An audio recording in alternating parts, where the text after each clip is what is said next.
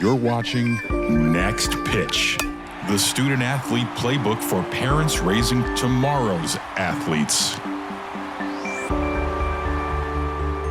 Welcome in to your Weekly Sports D&A with Dusty Hara and Anthony Leveritz. I'm Anthony Leveritz. Dusty, welcome in, man. Happy Martin Luther King Day. I think this is it's an important day to talk about and remember, and really the guy who's the holiday that it is named after, Martin Luther King. Pretty remarkable human being, and I think it deserves more than a day, but this is a day that we celebrate his memory and everything that he fought for and stood for. No doubt about it. I mean, it's the civil rights movement and equality for all man, and everything that our Constitution was kind of founded and built on, and the movement that he was at the center of was amazing. But there's just so many incredible words to live by that Martin Luther King Jr. had, and one thing that I always love is the time is always right to do what is right. Yeah. And that is a quote that can be used in anything, no matter what you're doing.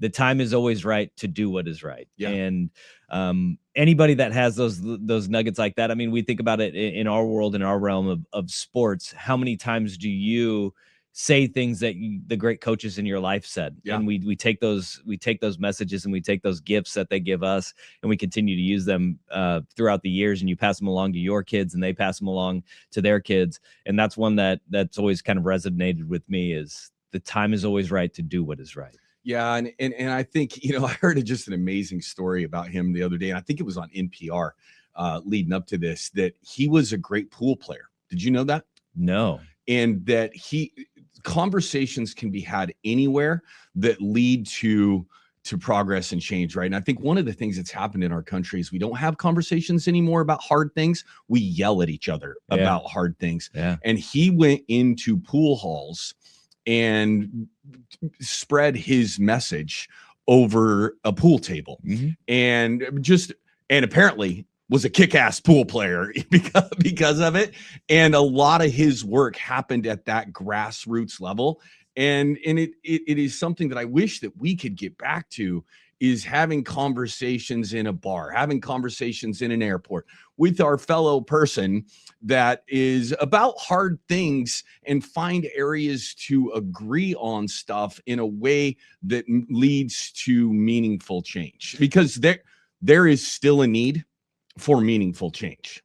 No doubt about it. I mean, there's in so many different ways, and we always run to our echo chambers is kind of the way that we do things now, instead of having those tough conversations. And, it's like when you raise your kids, I don't know about you, but I always tell my kids, like, we can do hard things. Yeah. And those hard things are kind of looking in the mirror sometimes and hearing that maybe the way that you think about something isn't always right, and it's not. It may be right for you in that moment, but it's not right for the other people that you live with and interact with it every single day. Well, and I think meaningful change is really important. When the protests were happening during COVID, after the all of the stuff that happened during that time, I reached out to a friend of mine who is in administration up in Seattle. And I wanted to ask some questions, like, what is this like for you? Young, really talented black man that is a very good friend of mine, and I'll leave his name out of this. And he said, Anthony, do you ever worry about your kid leaving their house with a hoodie on? And I'm like, no. Why do you ask? And I was embarrassed after the fact. Like, why do you ask? He goes, well, I'm afraid that my kid, if he leaves school with his hoodie up, that someone's going to think he's a gangbanger, and he's going to end up getting in trouble with the police. And I've never experienced anything like that in my life.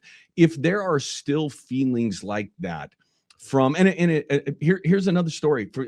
Having dealt with young black people and young white people, from my last team had 11 states and countries represented on it, right? So I had kids from every walk of life, from all over the world. And my point guard, who was a black kid from Portland metro area at the University of Utah, lived with a group of white kids, drove the same way to school every single day and got pulled over 9 times on their way from their apartment to class or to practice during their time at the University of Utah. The total amount of times that those kids that were white got pulled over on their way to class was 0, the rest of the kids combined. And those kinds of things, and nothing happened. Fortunately, there were no speeding. There was nothing. But there is that kind of stuff is still pervasive in our country. And it is something that Martin Luther King fought for, right? Mm-hmm. Equal rights and equal opportunity. But there is still just this, I don't even want to call it an undertone now with what's going on. It feels like an overtone of there's just, we're not equal yet. And there's a continued fight for that. It's one of the things that I am so grateful that sports gave me is that in a locker room, in a team setting, especially when you get from high school where you're in your bubble, you're in your community, you know everything, you know everybody, you know everybody's backgrounds. And then you get to a college where people are coming from different backgrounds, different cities, and different upbringings, different cultures. And the experience of that and realizing that the bubble that you lived in is so different than the bubble that people from across the country are living in. Yeah. And you get to experience that. And those are sometimes you have the most difficult conversations with those people. Yeah. Right. And seeing what they went through in their lives and how different it is.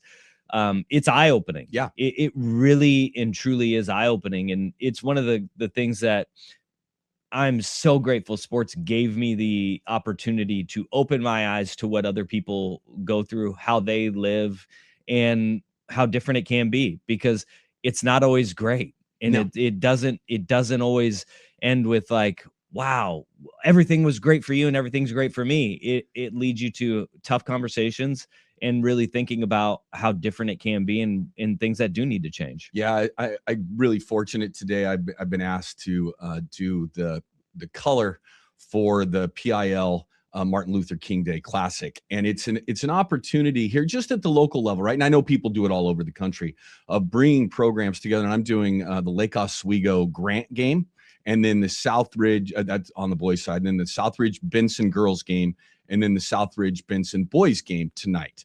And that will be a bringing together of people from opposite experiences, live in the same metro area, but a very different lived experience based on the schools that we go to. But the common theme is that all those kids that are going to play today love basketball, right? And they're going to be on the floor together, sharing a competitive environment that hopefully leads to, and I applaud the PIL for doing. I don't always applaud the PIL, but I applaud the PIL for what they're doing in this aspect of bringing teams from different areas together. It is a great event, man, and it's really cool to, and it's as you started this whole thing off with, like, it's a great way to honor Martin Luther King Jr., who he used, those types of settings to start those conversations and those realizations that, hey, we may all be different, but we have a common thread that we can pull at. Yeah, and I would challenge you brought this up. I'm from Bandon, Oregon, and about as homogeneous of a looking culture as you can find, right? And I got the opportunity to be involved in athletics at a young age, meet so many different people. And then I went and played in Japan and coached in Japan. And that was just another, as a young man, just a remarkable experience for me of realizing that, there's a lot of people in this world that don't look like me, man. It's a complete, and they're just human beings going about their lives, right? And I would challenge anyone who is curious, have a conversation, seek out someone, say hello to someone at a Starbucks, in an airport, wherever it may be.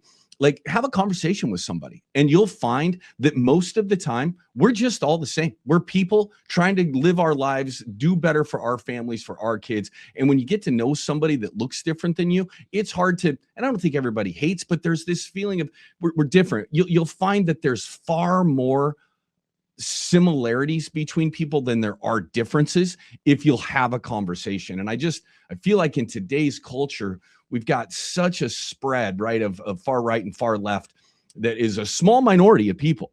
But most people in the middle, we're more similar than we know. And you just don't know that if you stay far away from the people that don't look like you. Yeah. I mean, it can even be as simple as holding the door open and saying, have a nice day for somebody. It can be. And good thing to do anyway, right? Yeah, like right. Let's challenge everybody We don't to do that do very that much anymore. Well, this could be a whole show, but wanted to start with this and just think it's a really important day for people to reflect on where we were, what this country has been through to get, and the people, including Martin Luther King, have done to attempt to have equality and live like our Constitution says we're supposed to, and know that there's still work to do. But I do believe it's good work and something that everybody should be a part of, to make our shared lived lives in this country and around the world a better place. No doubt about it. Here to that. And everybody, if you just try to get we talk about in sports, 1% better every day. Yeah. You could do it as a person too. That's right. That's exactly right. All right. I don't know if there's a good segue into sports, but we're gonna talk about something that is, I know it's important to you too, and it's super important to me, and I really believe that classroom or sports in general can be the best classroom for life for young people if handled appropriately. And we started this podcast at the beginning of this over a year ago now, with the idea that we wanted to have an impact on youth sports. And this youth sports industrial complex, is an author that I just had on, named it $40 billion youth sports industrial complex. I was at a game this weekend, and it wasn't even a game, Dusty. It was a freaking scrimmage. Two teams, and I won't. My son plays for E-Force, so I talk about that. Everybody knows that. But we were scrimmaging. E-Force was scrimmaging another group, and I saw a young coach yell and scream and demean a player on his team to the point where the kid was embarrassed. Everyone around was embarrassed, and this is in a full football stadium, and everybody in the stadium could hear what was going on. Not only did that happen, shortly after that demeaning happened, there was a play on the field that took place that was a little 7-on-7 is not supposed to be tackle, right? We're not wearing pads. They're just out. It's like passing league. And a kid got knocked down and the kids were tangled up, but it wasn't as serious. And the coach ran to the little scrum and started yelling and screaming at the kids that were on the field and the opposing team's players. And then what happened after that was I was really proud of the E-Force guys, of the way that they managed it. They tried to de-escalate, and the other side escalated.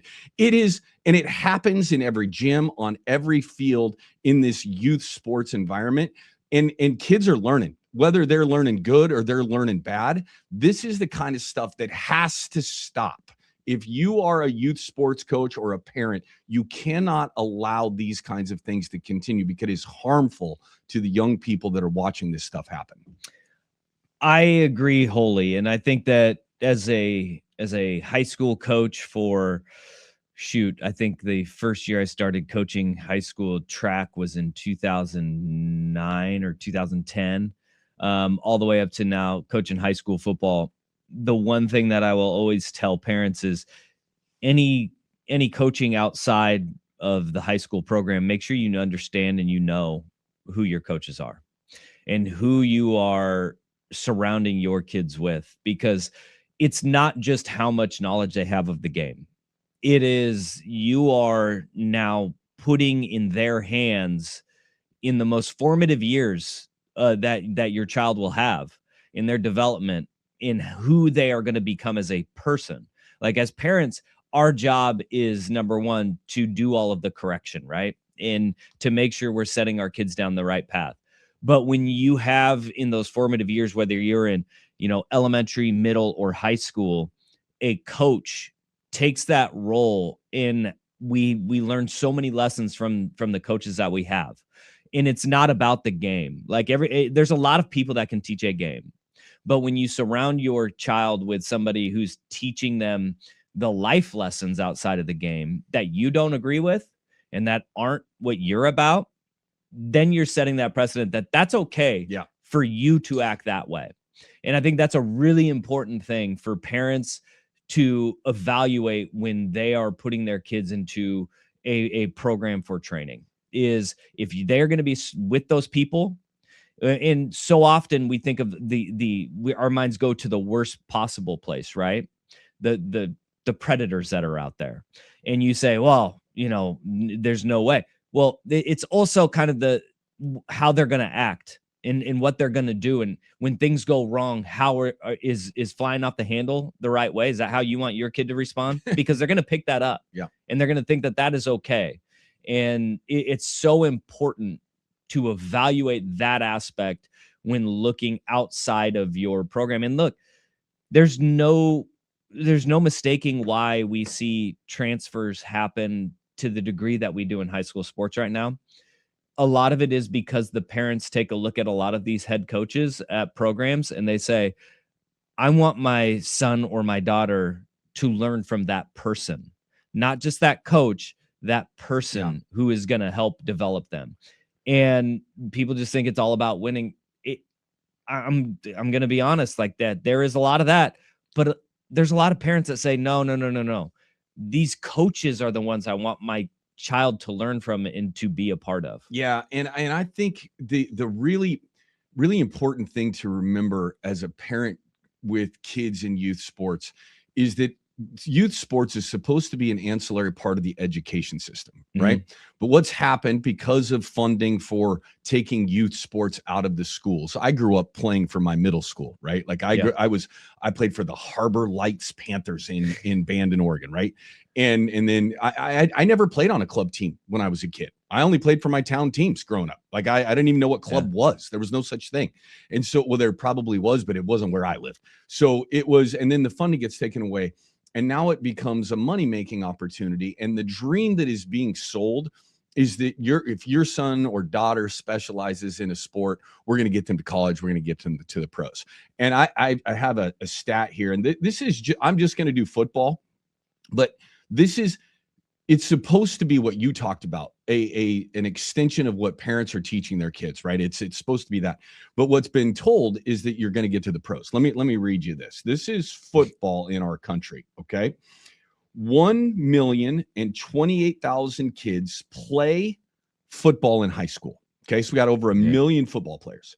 77,000 of those play in the NCAA, right? And I don't mean NCAA Division I. That's all of the NCAA. So that is in football. That is 7.5% of all football players in high school end up playing in college at some collegiate level. 3% of those play NCAA Division I, and 3% of the 7%. 3% total. 3% total. 3% total. And 2% play Division II, and 1.9 play Division I. Then of high school athletes that play in the NFL, it's less than 0.3% of that 1 million kids that are playing high school sports. So that is just high school. You look at youth sports, that number is even more astronomical, right? Yeah. Like you think about that. And so when you're putting your kid into a sport, it should not be, I'm going to win the lottery, right? Like it's like playing the lottery if you think your kid's going to play in the NFL. It's where should my child be? This is going to help their education. It's going to help them as a person. It's going to help them with their character of learning how to deal with defeat and success, and how to be a team member, how to learn all of those things that come from being a part of sports, not about being in the pros. And that has gotten lost, which has led to creating this industrial complex. I love the term, man, the industrial complex of youth sports. And I am pro coach, 100% pro coach. And I think players or coaches get run out because parents scream and yell at them about playing time in their system, right? And that's out of line. But if your child is being mistreated, they should not be in that program. You should find a place that matches your values, that is going to continue that process that you do inside the home. The reality, we've been kind of fed a lie that, if you work as hard as you can, you can make it to the pros. the reality of it is that if you're touched by the hand of God, that's right. You can make it to the pros That's because of those numbers that you said. But what you finish that with is so important, is that sports can be a vehicle for your life. And that is where, there's a few things that you look at. One, does your kid love it? Because if your kid loves something, you feed it, fuel it. That's right. And that can help. To using sports to be that vehicle for life, and how will it set you up? You may not be the Division I athlete, but you know what is pretty awesome is going to school and, not having to pay your full load of student debt and getting some of that paid for, because you get to play a sport and it gets to help you pay for your school and gives you more opportunity. I mean, those things are incredible life lessons that you can use with sports. And so it's not just about making it to the pros. It's becoming better athletes and becoming better people. And how can that help you? How can sports help you be that? Well, and I'll just not challenge what you said, because you're 100% right, but your kid is learning. Yeah. Regardless if they're either learning good or they're learning bad. No doubt. And at that age, at that 12, 13, 14, 15, 17-year-old kid, they're learning. They're learning how to treat people. They're learning how to let themselves be treated, right? That's another huge thing, especially on the girls' side. I watch this in basketball over and over again, watching club coaches demean young women about whether or not they made a basket or not, right? And learning how to what you're going to stand for as a human being. Like, no one should be treated in a demeaning fashion about a skill set related to putting an 11-inch ball into a 19-inch basket, right? Like, that is not who you are as a person. It is a skill set. And so you are learning one way or the other. At 12, and you said 12 and 13 years old, like, I think the most valuable thing I ever took out of sports was oh shit, I'm not the best anymore. Yeah. And I don't totally. know how to process that. Yeah. Right. Like, that was really hard for me. But the thing that I love is that I was able to say, all right, I'm not what I thought I was. Maybe I'm not going to be going to the pros, but how do I still love this? Yeah. How can I still love? For me, it was basketball. I remember being like, "Ooh, geez, I'm not the best basketball player." Yeah, I remember watching you play. You weren't. You're right. You're right. I mean, I was fast. I could play defense. I could not shoot to save my life. Minor problem. It was a problem. But it was like, all right, how do you still love something that you're not good at or you're not great at? And it's continuing to work through those things and become better at it. Yeah, it's and people might listen to this and think that I'm anti-youth sports. I am 100% pro youth sports. What I am is anti-bad experience in youth sports. And it's not about the kids. It's about parents and coaches making sure that we have the right goal in mind that aligns with what that educational experience is supposed to be for kids. No doubt. Okay. I'm here. Well, let's now, speaking of the industrial complex, where everybody wants to get to, is what we're going to talk about next. And it is fun. There is no question. Watching this right now, we're in football season, obviously, but all of these sports and these young men and women play at this highest level is a lot of fun. And we've got a fun one tonight. We've got the college football playoff that's been a pretty remarkable journey for a whole bunch of teams, and we're down to two. We're down to Miami Hurricanes, the, I guess, slight underdog now in their home stadium, and the Indiana Hoosiers. And just saying that feels so weird, but the Indiana Hoosiers, who are the clear favorites. What do you see here? What do you think's going to happen? And I'm not going to get to watch it live. I'm going to record it and watch it after I do these games tonight, basketball games. But what do you see happening tonight? This Indiana football team, we talked about this a lot leading up to the Peach Bowl where they played Oregon, is that Kurt Cignetti's built a team that is the epitome of a team. They work as 11 guys on the field at a time, working as one. He took a bunch of guys that are not the 4 and 5 star recruits, because in order to be that 4 or 5-star recruit, and this is what I hate about the recruiting process, is that if you're a 5-star recruit, you're great at everything, right? They say you are so good at all these different skill sets that you can do it all. 4-star is like, all right, you're kind of lacking here or there. 3-star recruits are guys that are exceptional at one thing but can't put it all together, right? And it's what I love about football is that you can have a bunch of guys that are not exceptional at everything, but if you're exceptional at one thing and truly gifted at one thing, and you have enough of those guys who have different skill sets, you can win. And you can win at an insanely high level. That's pretty And cool. what Kurt Cignetti has done is he's found guys that are exceptional at one or two things, but then backfills them with guys that are exceptional at whatever the faults are of the guy in front of them. I heard a crazy stat. Fernando Mendoza, who is the Heisman Trophy winner, and by unless something crazy happens, is going to be the number 1 pick in the NFL draft, right? He's in the 2 playoff games. He's thrown the ball 30 times and handed it off 96 times. Mm-hmm. If that doesn't tell you what that team is as a complete football team, nothing else will tell you that. And he is every bit of Heisman worthy. His numbers aren't eye-popping, but I mean, I think that's it right there, is that he's got a group of guys that work really well together, but are all selfless. And Mendoza kind of embodies that. And you see that, like, the biggest common denominator, the biggest difference, and they went in the portal. They got a bunch of really good players out of the portal this past year, but Fernando Mendoza is that guy. And ball placement on clutch throws is there. Elijah Surratt and Omar Cooper Jr., those guys coming up with incredible catches. The tight end who just makes play after play, and he came kind of out of nowhere. He was a non-factor in the first Oregon game. He was a huge factor moving forward after that for Indiana.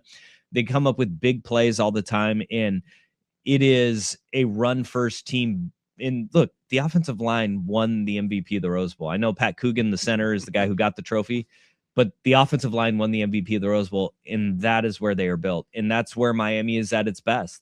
And Miami has an ability to fight through the critical error. If they make the critical error in this game, there is no fighting back, because Indiana just suffocates you. They do not allow you to come back. You cannot commit errors and win a football game. It turns into a landslide. Oregon saw it in the Peach Bowl.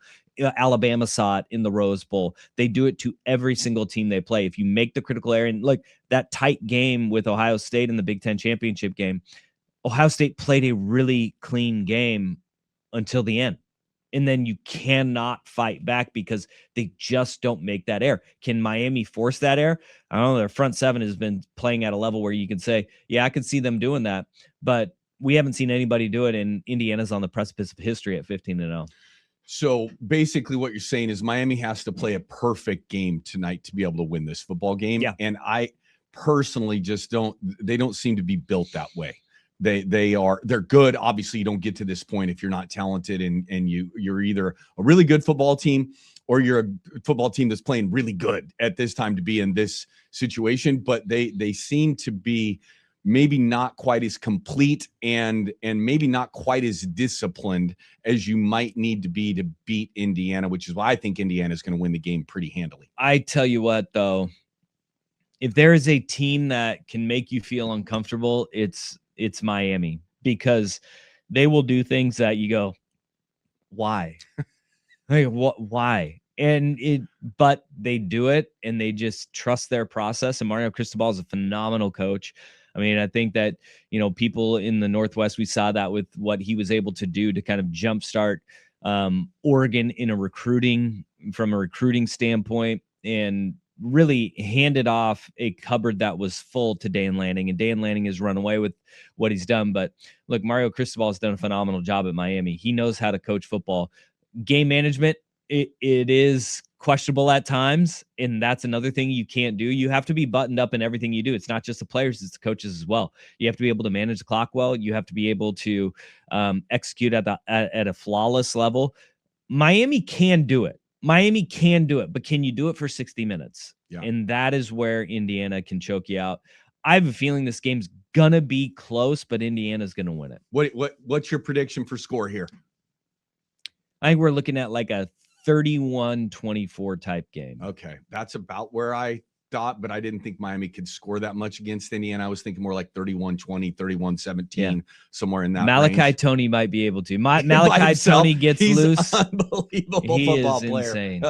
Well, it's going to be fun to watch. I'll be watching it on record on DVR tonight, but I am looking forward to it. They are going to hit hard. Yeah, it's hard. Yeah. Well, speaking of hitting hard, let's move to the NFL. And I've heard this over and over again from guys on shows talking about there's a preseason level of speed and hitting, and then there's a regular season level of hitting, right? That moves up when you get to the regular season. And then there's a playoffs and Super Bowl. We're in the playoffs right now.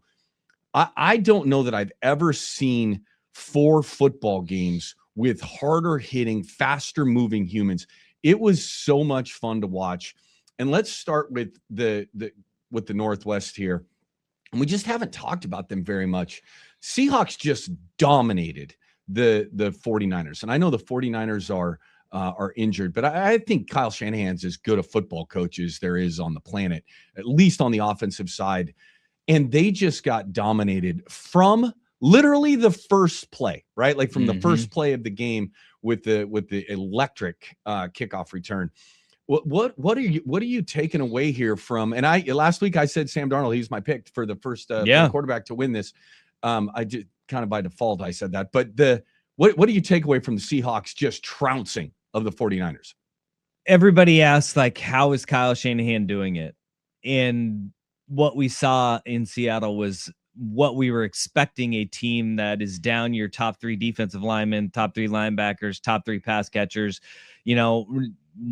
your second running back. Like that was the result that we expected to see. Yeah. And the fact that we didn't see it until the divisional round is stunning to me, but it also says a lot about the Seahawks and their ability to take your faults and just absolutely stomp on you. And from the opening play, I think that Rashid Shaheed, those momentum shifting plays in big games. He's fast. He is insanely fast. What a pickup that is at the trade deadline. Man. Yeah.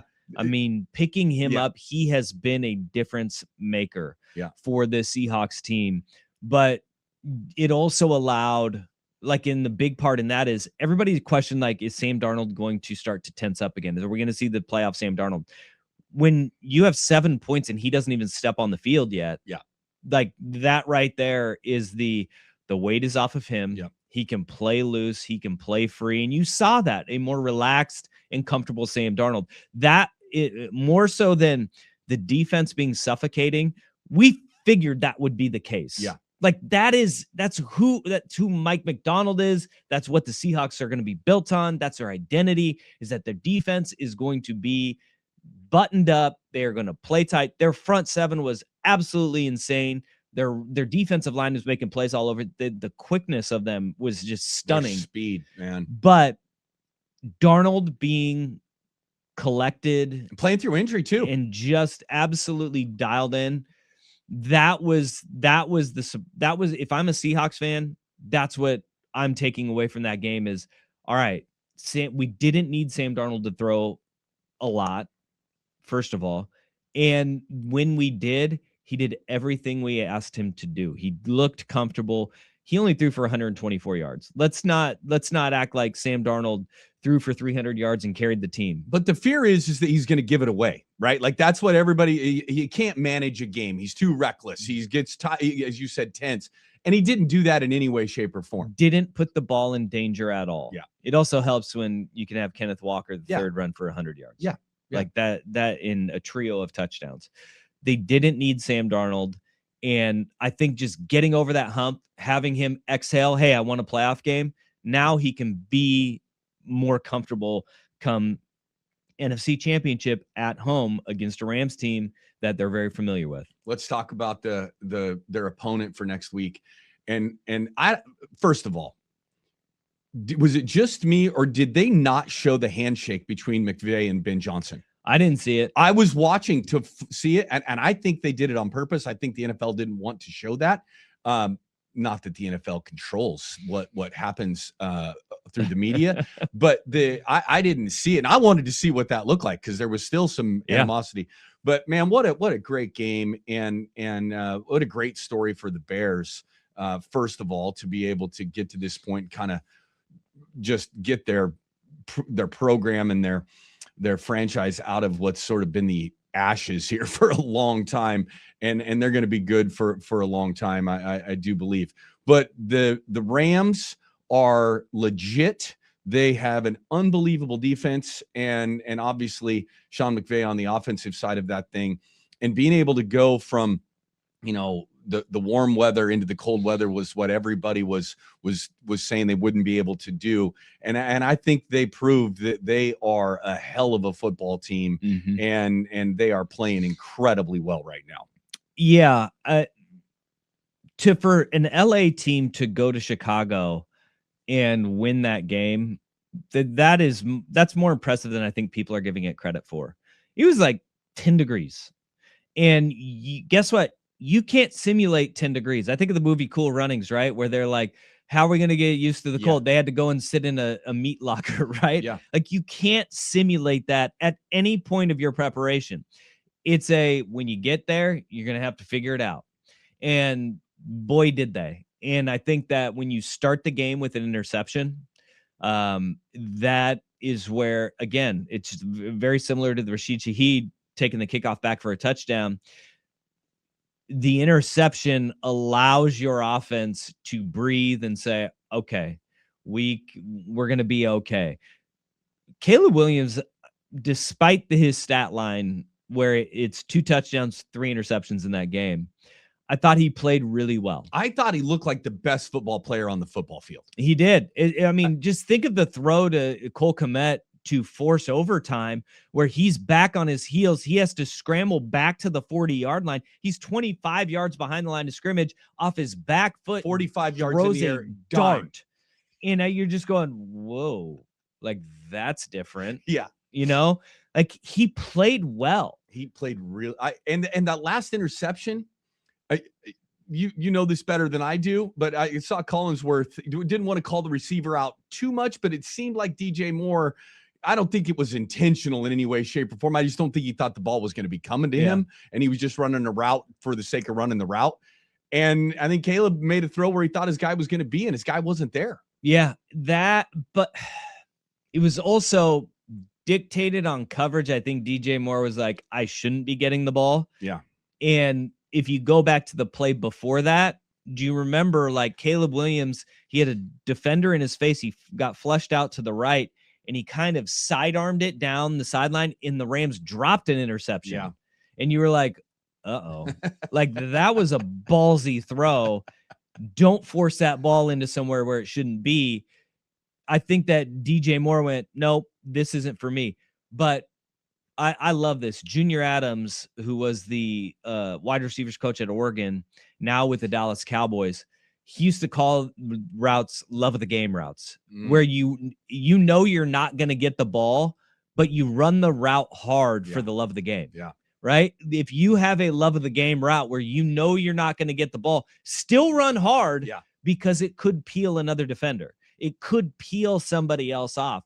And that's the point that I think Collinsworth was like, because you don't want to put it wholly on the receiver, because, look, the coverage may dictate I'm not getting the ball anyway. But the love of the game route is go hard anyways, because 1, you never know, and 2, you could peel another defender. Yeah, and I think for Caleb and Ben Johnson, I think they're just getting started, man. You've got really 2 different kinds of people, right? Like Ben Johnson, everybody says he wants to work with a guy like Jared Goff, and I just think that's craziness. Like, if you have the most talent, and Caleb probably, besides Josh Allen, is the best overall athlete, and he might even be a better athlete than Josh Allen. I don't know. He's remarkably special. And you get now an off season with these guys again, now knowing what they've put together from this first year together. I think the sky's the limit, and we're going to see 10 to 12 really, really good years for the Chicago Bears. Yeah, you hope that is the case, but we also, we thought that last year with Jaden Daniels and the Washington Commanders. Injury luck is is very Totally. real, and hopefully it doesn't get derailed for them. But you have the makings of a great coach and quarterback pairing. And I think that's what you have from the team that actually won the game too, Totally. in that Matthew Stafford didn't need to throw for 5 touchdowns. They tried to have balance at the beginning of the game, and then they transitioned as the game wore on to running the ball and giving the ball to Kyron Williams and Blake Corum. And boy, did that work. You got your touchdowns on the ground game. You got into field goal range. You played possession football. And Matthew Stafford, kind of ageless wonder back there. I mean, 20 of 42 for 258 when it's 10 degrees outside. He was pretty damn impressive, balling. And he took care of the football. You know, you talked about good coaches, and I think for my money, I would, in all of professional sports right now, I think McVay is the best. I think between intelligence, first of all, at what he does on the X's and O's side of the game, hiring, he clearly knows how to hire good people to fill the areas that he doesn't touch on a major basis, right, on the other side of the ball. And then third, emotional intelligence. Mm-hmm.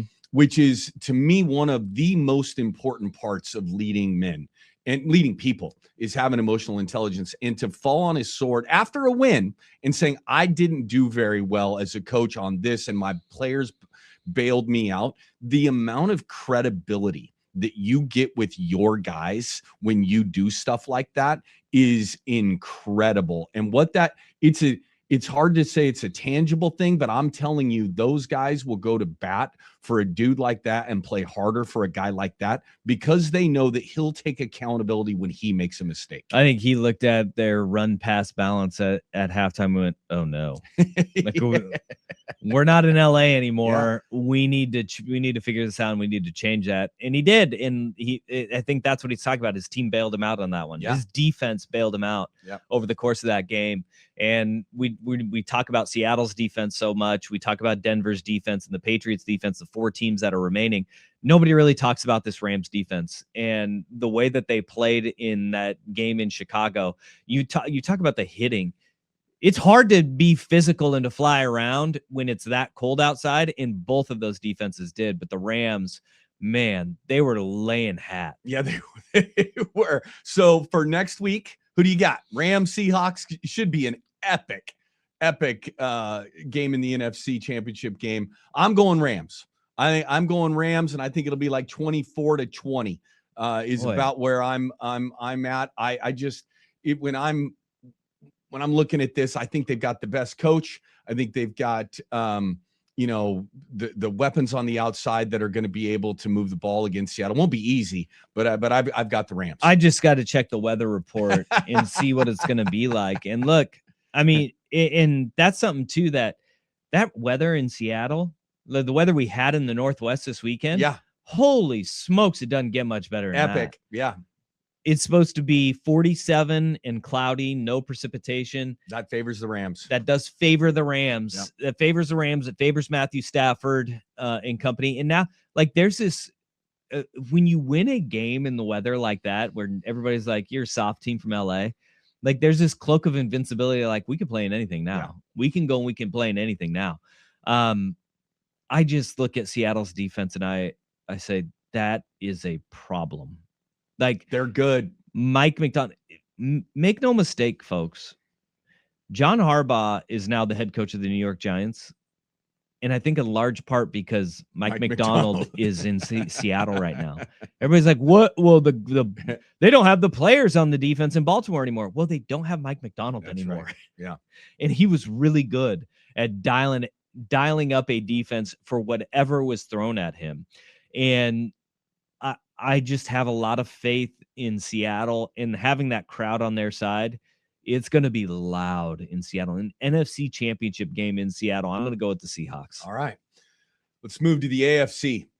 Man, some good games this weekend. I am a huge Bills fan. I've never been an NFL football fan of a team before. I've rooted for guys that I've met over the years, but never a team. But my son is a Bills fan, and we live and die with every single play. And that game kind of gave us everything. Bills falter. Bo Nix got hurt. Josh and Brandon Cooks. Brandon Cooks, a friend of the show here, has been on the show. Cry, both of them, and then McDermott fired. Right, like that. The everything that transpired in that game, the 24 hours after that game, what an impactful 60 plus minutes of football we had there, and what an incredible football game. Felt terrible for Josh Allen, who is just a freak of nature, man. He is an absolute freak of nature. But congratulations to the Broncos, and it'll be interesting to see if they can, another really, really good football coach in Sean Payton, if he can get a backup quarterback to the Super Bowl. That game, it had everything. You just think of like the final 3 drives of regulation, and it was 2 quarterbacks in 2 teams that were refusing to die. Yeah. Because you have the field goal where it's 24-23 game in the fourth quarter. Josh Allen leads his team down. They have a 7.5 minute drive, and they're like, you know what? Like, we're not going to go away without points. They get a field goal to make it a 27-23 game. Bo Nix takes the Broncos down the field, and they just boom, boom, boom, boom, march down, and they get 7. They're up 30 to 30-27. Yeah. And then in 50 seconds, Josh Allen goes, no, I'm not going out like this. Tie game, boom, we're heading to overtime. He missed a throw on that drive too that could have ended it. Yep. Yeah, and that is where then those 2 teams get to overtime, and the defense has stepped up. Like, both defenses step up, where it's like you've got a punt on the opening drive, an interception, and that interception, I just sit there and I feel awful for everybody involved, except for the Broncos. For everybody involved. Now, I mean, I think that this is where I had no dog in the fight. I love Josh Allen. Yeah. I love the Buffalo Bills and kind of what they built.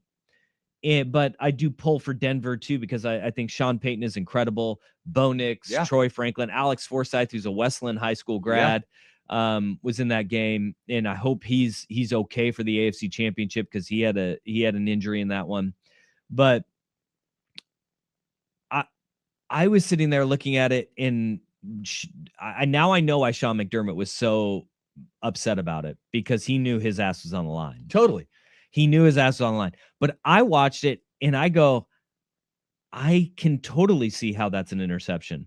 The ball goes up, and Cooks in the defensive back. The defensive back has his hand on the ball in between Cooks and his body, right? They both go to the ground, and the rule is you have to survive the ground.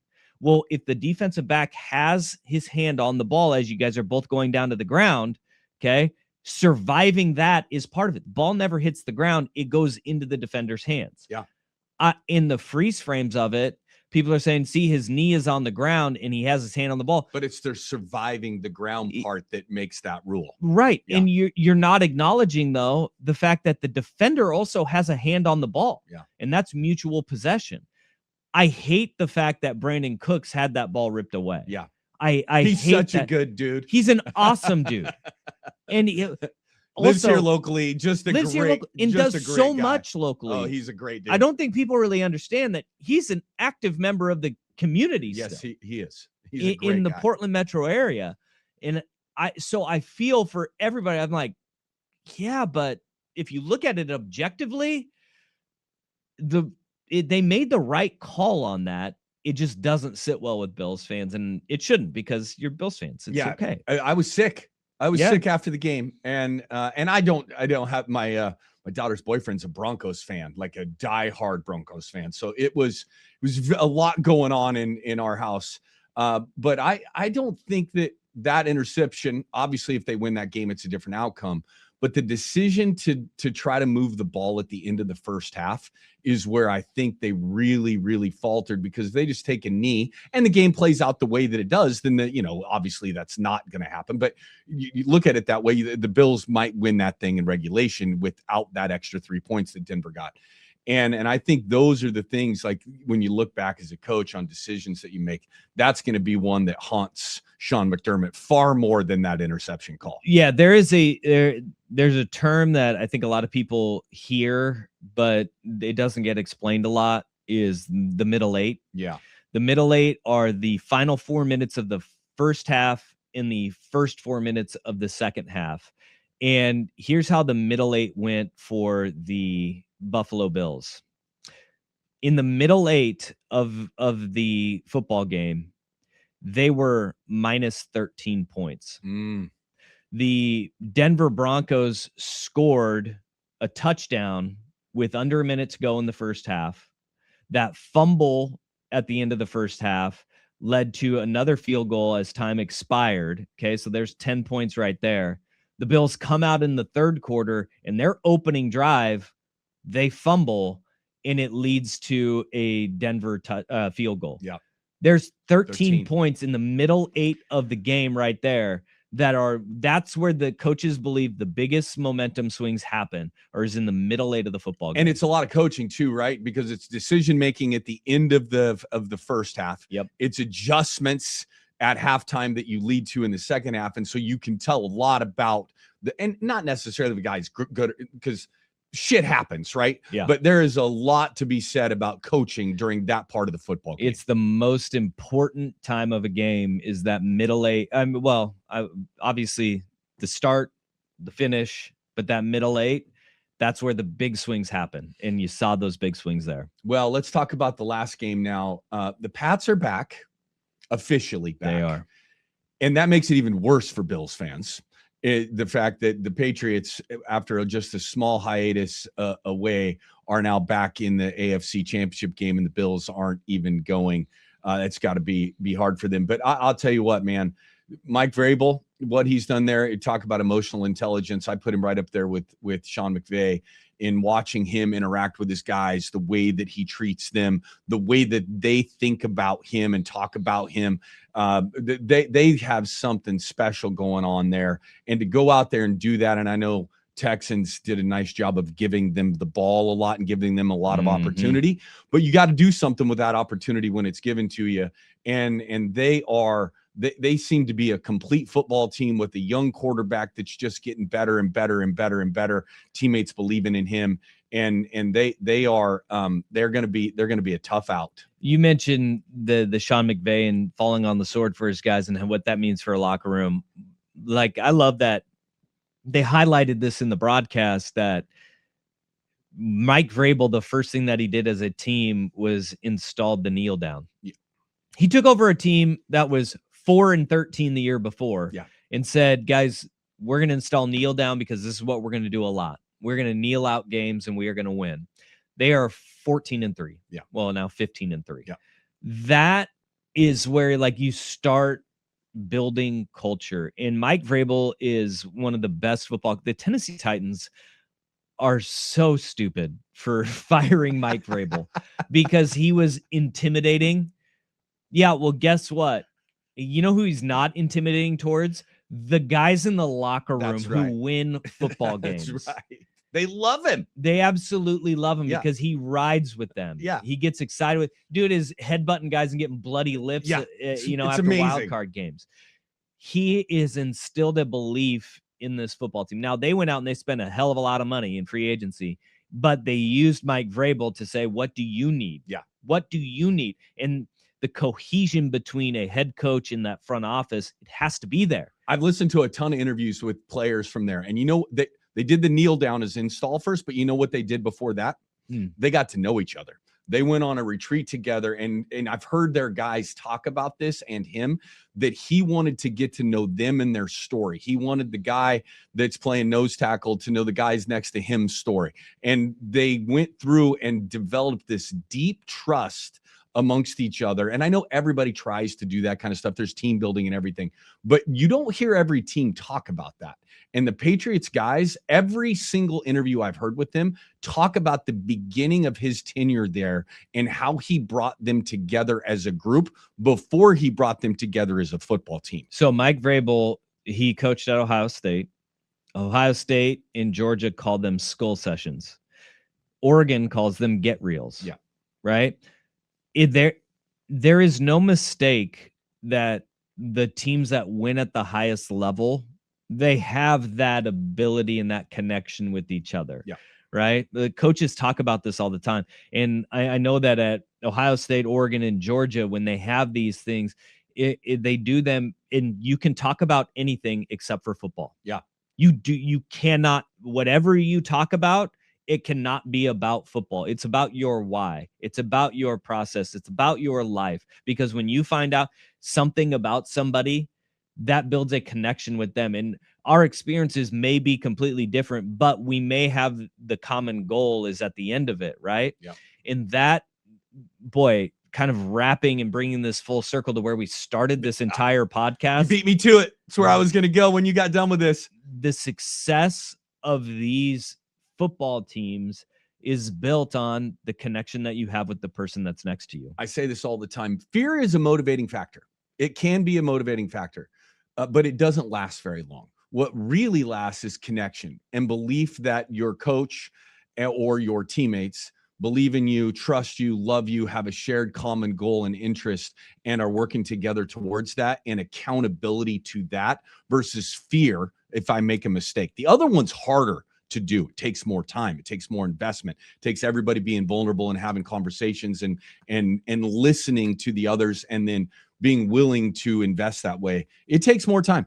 But it is far more sustainable.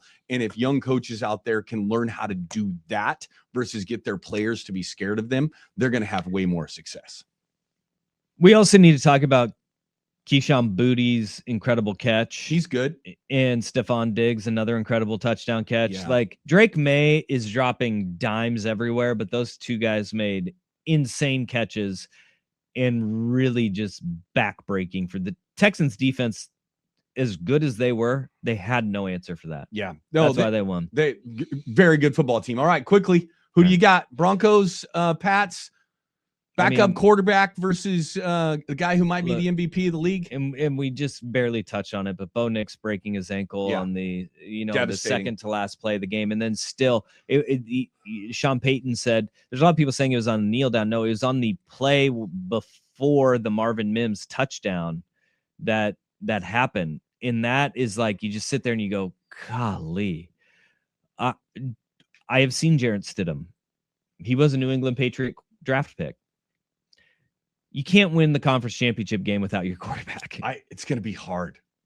I'm going Pats. I'm going Pats too. I think it's going to be Sean Payton's such a good football coach, and Vance Joseph has that defense playing unbelievably well. And it'll be, I think it'll be a hell of a game, but I just think the Patriots are better. I feel for Bo Nix, man. It sucks. And how about him just gutting that thing out too? It sucks, man. Just I can't imagine what's going through his mind. But set up for another great weekend of football. No doubt about it. It's a conference championship weekend is going to be incredible. And look, there's a lot that goes into it, but how about this? Jarrett Stidham is the first quarterback to come off of the bench to start in the conference championship game without having a single start in the season since Roger Staubach in 1972. Wow. No other quarterback has come off the bench without a start all season long since 1972. Well, good luck to Jarrett Stidham. Yeah. The Cowboys lost that game 26-3, by the way. Okay. Well, Sean McVay is a hell of a football coach. If anybody can get him ready and have a scheme in place that fits his skill set, it would be him. All right. Real quick to close this out, I think we got to just quickly talk about the coaching carousel. We can get into this more in the offseason, but holy cow, I think we have more job openings than we've ever had that I know of at any time in the NFL. 10. That is a record. Yeah. So you've got a couple of them filled. Coaching carousel starts with Harbaugh to the Giants, Stefanski to the Browns. But I think to the Falcons, excuse me. From the Browns to the Falcons. I was rehiring him. No, my bad. I was a little surprised by that from Stefanski's side of that. I think it's a great hire for the Falcons, but what is fascinating to me is typically you have job openings where you don't have a quarterback and you have bad teams, right? And that's why the job's open. You have Josh Allen and Lamar Jackson as your available quarterback in this job market who's the right person to take over the Bills or the Ravens? Just people got to be licking their chops right now, thinking this is my chance to be a head coach and walk into those guys and that culture. Yeah, I don't think that Kevin Stefanski might take that job had he known that Buffalo opens up. Yeah, no because kidding. I think that would have been a great fit there. I mean, I look at Buffalo would be number one for me. The cap is a little bit more tricky. But when you have Josh Allen, he is incredible. They're not going to hire Bill Belichick, are they? No. That's the rumor I heard this morning, and I hope it's just a bad rumor that Belichick circulated, because that's, as a Bills fan, that's not something I'm interested in. Yeah, I don't think so. I think if you go down the road of, if you can get, I mean, Joe Brady is a guy whose name's been bandied about all the time. He's already in place as their offensive coordinator. Do you just hand over the reins to him and go in and try to hire a Nails defensive coordinator? I don't know who that is in this cycle right now. Can the Bills get Sean McVay? Is there any chance we could get Sean McVay to leave LA? But look, Brian Flores is a name that I would. Oh, yeah. I mean, when you think of Buffalo, Baltimore, Pittsburgh, those three places, and you look at, all right, who kind of fits that mold right there? Brian Flores could fit that defensive minded guy. But if you're Buffalo and you can say, all right, we're going to hire Brian Flores, he's going to come revamp the defensive scheme in that side of the football, and then we can retain Joe Brady as our offensive coordinator, maybe you have something cooking there. Mike McDaniel, right, got fired in Miami. If you can bring him in as an offensive coordinator, I don't know if I want him as my head coach, but as an offensive coordinator, I don't think there's guys that are much brighter than Mike McDaniel. So Flores, I think, is in a really unique situation where if he can pair himself with a good offensive coordinator, you can win immediately. Flores Mike McDaniel combination is an interesting story in itself. Boy, both scorned by the Miami Dolphins, that's for sure. I'd be here for it. Well, it's going to be fun. I had another thing, but I think I'm going to wait until next week to talk about the whole GM situation. I'll just tease that. We're going to talk about how GMs keep their job and coaches don't. Let's put that on ice until next week. Dusty, this has been a hell of a football weekend. Really important day. We discussed that. What do you have for me today, man? Pop question of the day. All right. Core sports memory from your youth. That is, we have these memories, and it may not be like a game or anything like that, but a core sports memory from your youth sports experience. You know, it's the first time I ever played. I played for the 10 Mile Blue Jays. My first little league baseball game. 10 Mile, Oregon. I don't know if you know where 10 Mile is. It's 10 miles from Winston. There's a store, post office, gas station combination, and there's not actually a town there. I lived there for 3 years, and it's where I started my sports career. And I'll never forget and I became a Toronto Blue Jays fan as a little kid. I didn't know where Toronto was. I didn't know anything about it, but I knew we were the 10 Mile Blue Jays. And I'll never forget putting that uniform on and getting to go play. I played shortstop, and I don't remember if I hit the ball. I don't remember if I got any grounders. I remember getting dressed for that game, and I knew that I wanted to be involved in sports in some way, shape, or form for the rest of my life. And it was just that, I mean, 10 Mile Blue Jays. Come on, man. Yeah. That's who I played for the first time, and I'll never, ever forget it. I have so many great memories from my journey through athletics, both as a player, more as a coach, and now watching my children play.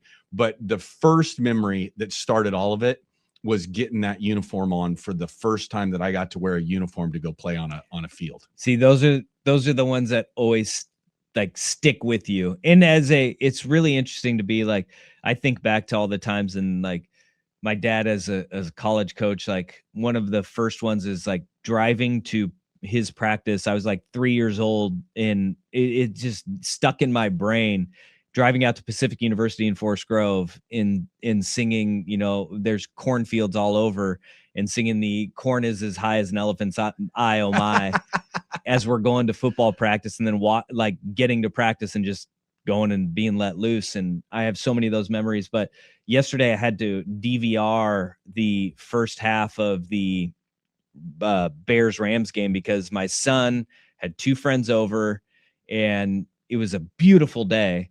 And they were outside playing. They came inside and they said, "Hey, can we go to the school and will you pitch to us?" Yes. And I was like, done. And so we were out there, and we had to go to their houses to pick up their baseball stuff, right? To get their gloves and their bats. And I was like, "Guys, you want pump up music?" They're like, "Yeah." We crank it up. We're driving through the neighborhood, and we pull up to one of the kids' houses, and they go, "Is that Mrs. Hill?" And their teacher was on a family bike ride through the neighborhood, and they're all like, "Hi, Mrs. Hill," and she's like, "Hi, guys," riding with her family. And then we just went and we had batting practice and fielding for a couple of hours in the middle of January. That's great. And it was like one of those days that I remember having days like that where I talk with my friends and like, "Hey, do you remember like when your dad, did this?" Yeah. And that's going to be one of those days where we were bumping pump up music and Mrs. Hill came riding by on her bike, and then we went and had batting practice. That's awesome. Those are the things that being a parent, you just absolutely love. How's your shoulder? Yeah. Hey, I'm in mid-season form right now. Did you ice it when you got home? No, I didn't have to do that. But we gassed it up a little bit at the end of it. All right, man. Well, good stuff. Thanks for everybody's off here at where we shoot this at 105.1 The Fan Studios here. Everybody's off today. I appreciate you coming in and doing this. It's been a blast. And as Dusty said, hold the door open for somebody and say, "Have a nice day." Have a conversation with somebody that looks different than you. And I think you'll find that there are more similarities than differences if you'll do that. And it's a good way to go about your day. No doubt about it. All right, Dusty, have a great rest of your week, man. We'll talk next week. And as you know, this football world is going to just keep giving, man. Just going to keep giving. Yep, absolutely. All right, man. Take care.